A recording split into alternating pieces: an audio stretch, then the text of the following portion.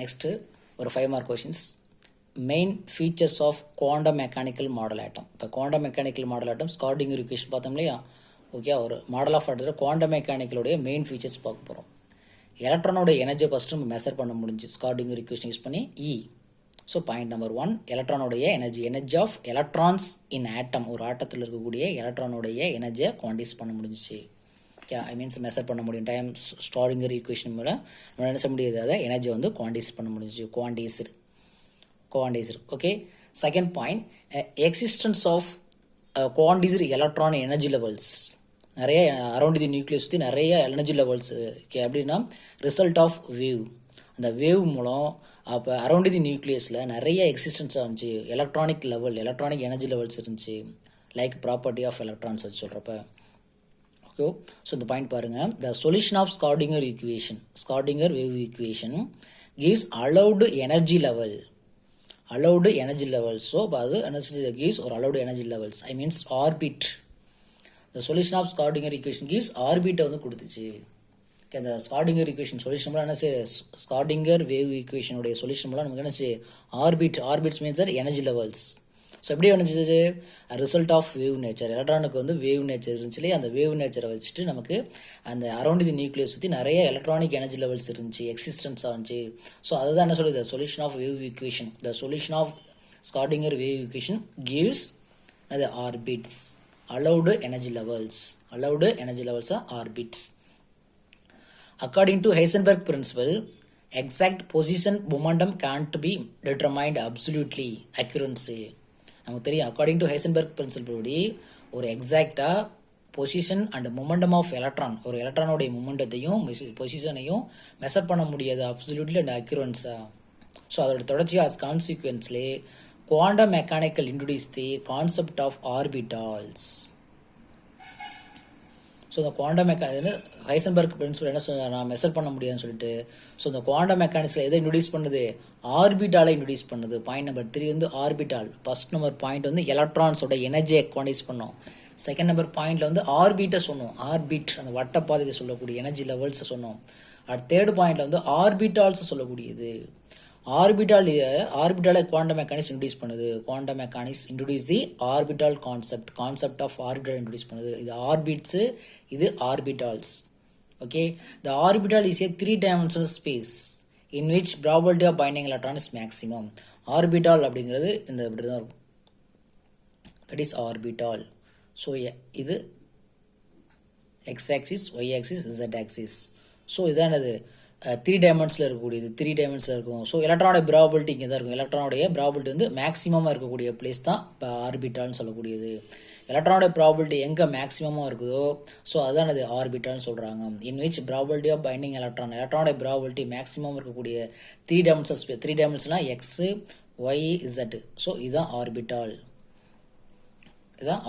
சொல்லக்கூடியது. Orbital is a 3-dimensional space in which probability of finding எலக்ட்ரானோட probability மேக்ஸிமமாக இருக்கும் அந்த அதில். ஸோ அதுதான் ஆர்பிட்டாலாக சொல்கிறாங்க.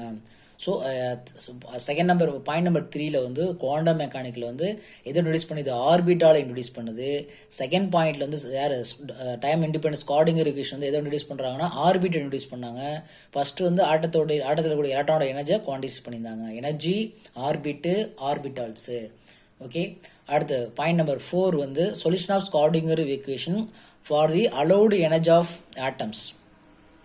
ஓகே, அதுக்கு வந்து solution of Schrodinger equation gives wave ஃபங்க்ஷனை கொடுக்குது. வேவ் ஃபங்க்ஷனை சையை கொடுக்குது. பாயிண்ட் நம்பர் 4 வந்து வேவ் ஃபங்க்ஷன்ஸ். ஒரு அலௌடு எனர்ஜி அட்டாமிக் ஆர்பிட்டாலுக்கு ஒரு வேவ் ஃபங்க்ஷன் யூஸ் பண்ணுது. The solution of Schrodinger equation gives wave function. The wave functions which represent the atomic orbital. அந்த அட்டாமிக் ஆர்பிட்டல் ரெப்ரசென்ட் பண்ணுறது என்னது, சையால ரெப்ரசென்ட் பண்ணுறோம். which represent the atomic orbital. Do you understand? The solution of Schrödinger equation for the allowed energy of atom. இந்த ஆட்டத்தோட எனர்ஜியோட allowed எனர்ஜிக்கு ஆட்டது தான் அதுக்கு என்ன செய்யுது, ஒரு வேவ் ஃபங்க்ஷன் கொடுக்குது. Wave function represent atomic orbital. And atomic orbital தான் என்னது, wave function psi which represent the atomic orbital. So the wave nature of electron present orbital. ஒரு ஆர்பிட்டல் இருக்கக்கூடிய எலக்ட்ரான் வந்து வேவ் நேச்சர் வந்து டிஸ்கிரைப் பண்ணக்கூடியதான், define பண்ணக்கூடியதான் wave functions. ஒரு ஆர்பிட்டாலில் இருக்கக்கூடிய எலக்ட்ரானுக்கு வந்து வேவ் நேச்சர் இருக்குது அப்படிங்கிற டிஃபைன் பண்ணக்கூடியது தான் நல்லா டிஃபைன் பண்ணக்கூடியது தான் வேவ் ஃபங்க்ஷன். வேவ் ஃபங்க்ஷனுங்கிற இதை டிஃபைன் பண்ணுது எலக்ட்ரானுடைய wave nature of electron in orbital. அது ஆர்பிட்டாலில் இருக்கக்கூடிய எலக்ட்ரானோட வேவ் நேச்சரை டிஃபைன் பண்ணக்கூடிய ஃபங்க்ஷன் தான் wave functions represent atomic orbital. So அப்போ எலக்ட்ரான் இருக்கக்கூடிய பிளேஸை தான் அட்டாமிக் ஆர்பிட்டால்னு சொல்கிறோம். எலக்ட்ரான் இருக்கக்கூடிய பிளேஸ் தான் ஆர்பிட்டால்ஸ். எல்லா ஆர்பிட் இருக்கும். ஆர்பிட்டுங்கிறது வட்டப்பாதை. எலக்ட்ரானோட ப்ராபபிலிட்டி எங்கே அதிகமாக இருக்கோ அதுதான் ஆர்பிட்டால்ஸ். ஆர்பிட் அப்படிங்கிறது அரௌண்ட் தி நியூக்ளியஸ் இருக்கக்கூடிய சர்க்குலர் பாத். ஓகே, எந்த இடத்துல எலக்ட்ரானோட ப்ராபபிலிட்டி மேக்ஸிமம் இருக்கோ அந்த ஸ்பாட் தான் ஆர்பிட்டால்ஸ். ஸோ ஆர்பிட்டாலில் இருக்கக்கூடிய எலக்ட்ரானோட வேவ் நேச்சரை எக்ஸ்பிளைன் பண்ணக்கூடியது தான் வேவ் ஃபங்க்ஷன். ஓகே, ஆர்பிட்டாலில் இருக்கக்கூடிய எலக்ட்ரானோடைய வேவ் நேச்சர் அலையில இருக்கே வேவ் நேச்சர் எக்ஸ்பிளைன் பண்ணக்கூடியது தான் வேவ் ஃபங்க்ஷன் சைன் சொல்லக்கூடியது. இந்த வேவ் ஃபங்க்ஷன்கிற நோ ஃபிசிக்கல் மீனிங். எதுக்கு ஒரு itself has no physical meaning. However the probability of finding electron in small volume. ஒரு ஸ்மால் வால்யூமில் இருக்கக்கூடிய ப்ராபபிலிட்டி ஆஃப் பைண்டிங் எலக்ட்ரானுடைய ப்ராபபிலிட்டி ஸ்மால் வால்யூம்ங்கிற d x d y d z small volume சொல்லக்கூடியது. Small volumes around a point XYZ. ஒரு பாயிண்டை சுற்றி ஒரு நியூக்ளியஸை சுற்றி இருக்கக்கூடிய ஸ்மால் வால்யூம் ஸ்மால் அதுதான் ப்ராபபிலிட்டி பைண்டிங் எலக்ட்ரான் அங்கே தான் இருக்கும். ப்ராபபிலிட்டி பைண்டிங் எலக்ட்ரான் இருக்கக்கூடிய ஸ்மால் வால்யூம் தான் டிஒய் டிஎக்ஸ் டிஎஸ்எட்னு சொல்லக்கூடியது.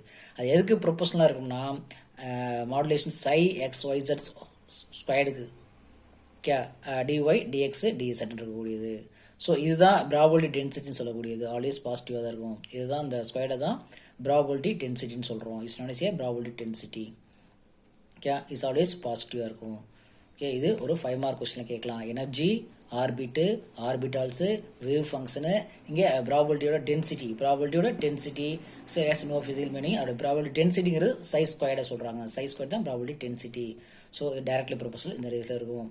ஸோ அதோட ப்ராபபிலிட்டி பைண்டிங்கோட ஸ்மால் வால்யூமில் இருக்கும். அது எப்படி ரெப்ரசன்ட் பண்ணால் அரௌண்ட் XYZ ஆக்சில் இருக்கும். ஓகே.